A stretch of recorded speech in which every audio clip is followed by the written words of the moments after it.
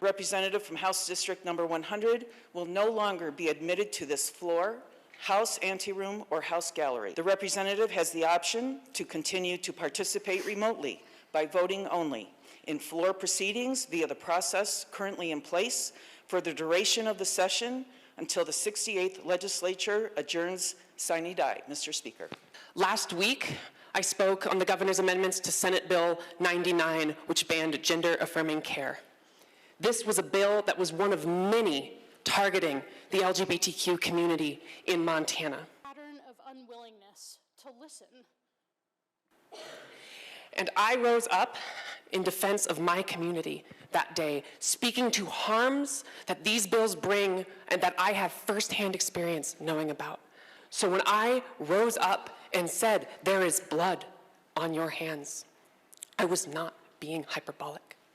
I was speaking to the real consequences of the votes that we as legislators take in this body. And when the Speaker asks me to apologize, what he is, on behalf of decorum, what he is really asking me to do is be silent when my community is facing bills that get us killed. This body holds dear the right to self-protection. We today are exercising this right based on the inappropriate behavior on the House floor of the representative from House District 100 on April 24th, 2023. This behavior violated the collective rights and safety of 99 other members of this body. We stood with our community. We told the truths that we live every day. We hoped you would listen. And now we're far beyond the rules that allow us to debate issues here. But just because you can do it does not mean that's the right choice. I think it's the wrong choice. I hope we don't make it today, but if we do, we'll have to move on and see if we can get the work of Montanans done. The disciplinary actions that are proposed, from my perspective, are reasonable and prudent. Cause has been established, and I urge the body to vote in favor of this motion. Thank you, Mr. Speaker. All those in favor of the majority leader's motion vote aye. Those opposed vote no. Mr. Speaker, 68. Representatives vote aye, 32 have voted no. Motion passes. Majority Leader Vinton. And that's what we're seeing, is we are seeing a speaker utilize an undemocratic application of decorum to silence those who held him accountable, and I'm unsurprised that he doubled down on that. House will reconvene at 8 a.m. on Thursday, April 27th. The House is adjourned. I wasn't certain what they were going to do. I think they're aware that if they would have expelled me, my community and the Democratic Party in Missoula would send me back here in a heartbeat, because I represent them and I represent their values by standing up for democracy.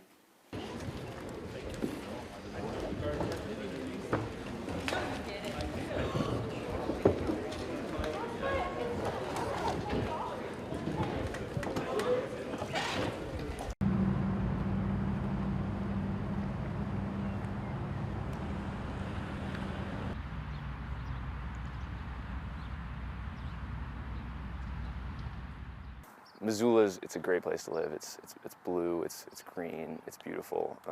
We're very open, very welcoming. It's a lot of weird people, but in the best possible way. Oh, I think that it's more walkable than it was in the year. Raised in the district, voted for Zooey. Yeah, and it's been an interesting, I mean, I'm very proud of her and the work that she's doing.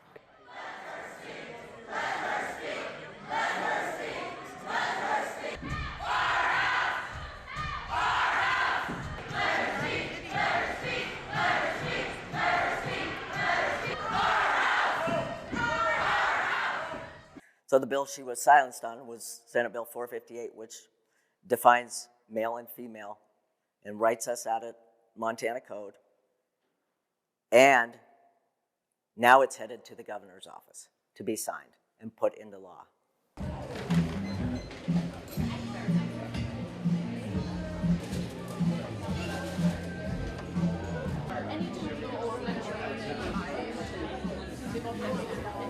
I personally have never met her, but I know that we're in like the same age bracket and we have like the same belief system, so I think it's a really powerful thing to watch kind of unfold. But the recent happenings have just been infuriating, and I do know that she's been like pigeonholed and wrongfully silenced, and it just feels very unconstitutional, and if somebody else would have said this, they probably wouldn't have even batted an eye.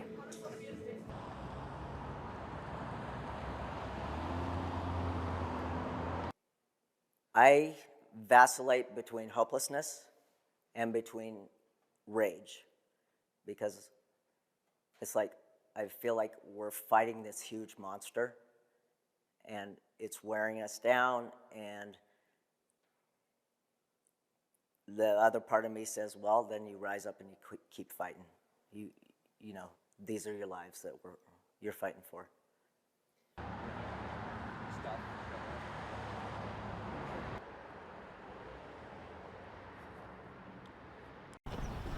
Sean. Yeah, what do you... Oh, I just wanted to interrupt you guys.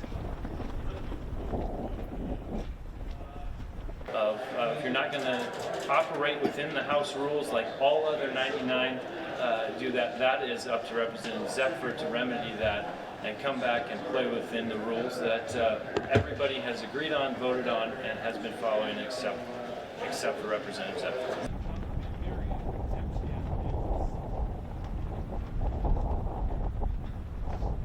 Say for Representative Zephyr moving forward, an apology would be a great step. Of if there's going to be a legislative career moving forward, what does next session look like? I think there needs to be a lot of trust that's rebuilt.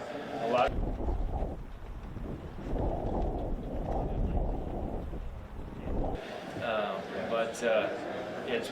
I can come back again. We had police and riot gear here. That should never happen on any House floor. Do you think that was a proportionate response? What's that? Do you think the riot police were a proportionate response? Yeah, they were not leaving. I think law enforcement did a great job.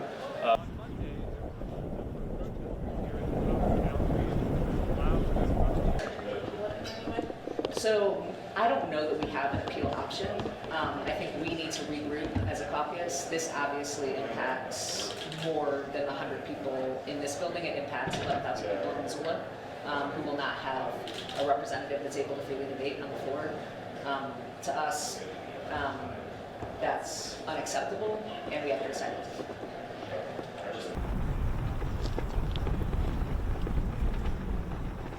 I will just say that this is beyond our rules, and this is about a broader principle of representative democracy. And there are other avenues to maintain order, and they chose to ignore those avenues and to take this one. It's an extreme decision. You heard. When we say blood on our hands, statistically, the LGBTQ children are more likely to commit suicide. So it's a big deal, and we need to protect them. And here in Montana, it seems like those things are just really coming to a head right now. True, yeah. And just with what we're seeing in the news, I can't imagine being a young person trying to come out and feel safe. I remember when I was going through such things, it was challenging, and I didn't have the support that the community has right now. But with the heavy backlash, I know it's just got to be weighing heavily on people. It's weighing heavily on all of us. So. I guess I believe in democracy. I think it's completely wrong that someone elected by the people of Montana is not allowed to speak on the House floor. It's the opposite of democracy, and I think it's important that we disagree. I don't think that what was said is offensive. I think especially in the context that was said. And so you can stay home, but sometime you got to stand up, and this is one of those. I guess I feel like, yeah, it's important to let the legislature know that we're paying attention and what we think they're doing is wrong.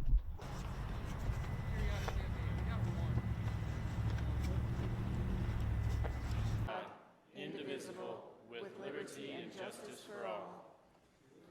The clerk will take the roll. Mr. Speaker, I move that pursuant to Article 5, Section 10, Sub 1 of the Montana Constitution, the House of Representatives finds that the representative from House District Number 100 clearly violated the rules, collective rights, safety, dignity, integrity, and decorum of the House of Representatives on the floor of the House on April 24th, 2023.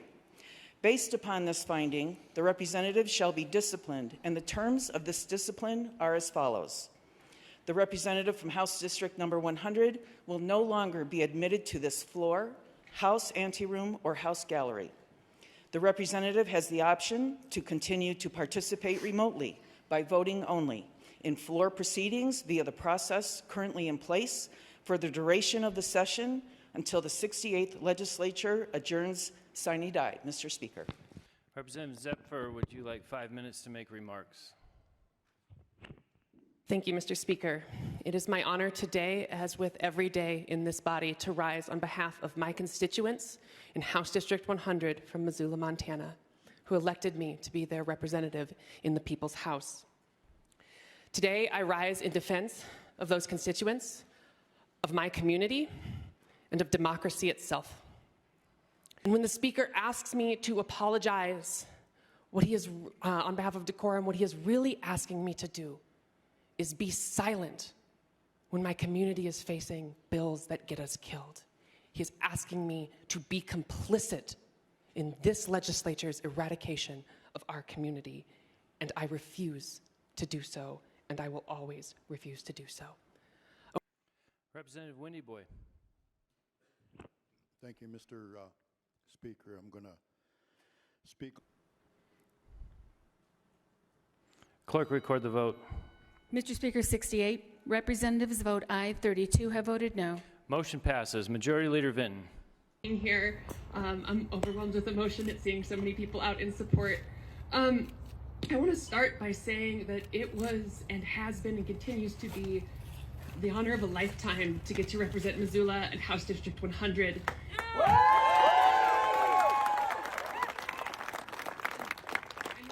Doors over my campaign, and I heard people telling me about various issues. I heard people talking about healthcare, housing, education, and I heard people talking about trans rights as well. And I have stood up on every bill I felt my voice was needed on, and will continue to attempt to do so. When it comes to trans rights, I think about, there was one house I knocked on a rainy spring day, and there was an older woman in there, and it was pouring, and she invited me in, and I broke the rule of canvassing, and I said, sure, no one knows where I am, but I'll go sit in your house. That sounds great. And we had a lovely conversation, and then at the end, she just asked, where are you going to stand on trans stuff? And I said, well, I am trans, so I think you can count on me there. And she started breaking down, and her grandson, her trans grandson, had moved out of the state and wasn't coming back. And what she said to me was, please try to make this state safe enough so my grandbaby can come home. Yeah. And when we heard Senate Bill 99, the governor's amendments coming back, and I saw not only what the amendments did, but the language he used to talk about trans people and the care that we need, I did what I've always done, which is stand up and speak, pick my words with precision, speak with clarity, and call out the harm that these bills do.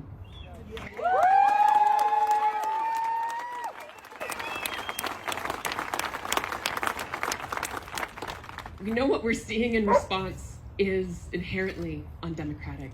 It attacks the very reason we have elections. I was sent here to speak on behalf of my constituents, speak on behalf of my community. And it is the promise I made when I got elected, and it's the promise that I will continue to keep every single day that I'm in this building. And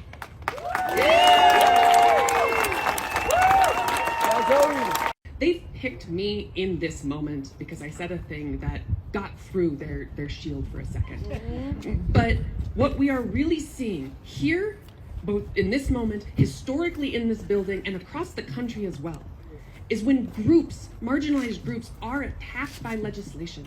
When there are bills, whether they are on trans healthcare, whether they're on indigenous rights, whether they're gun laws, we are seeing bills that harm community members. And when those communities who see the repercussions of those bills have the audacity to stand up and say, this legislation gets us killed, those in power aren't content with just passing those hateful, harmful bills. What they are demanding is silence, and we will not be complicit in our eradication.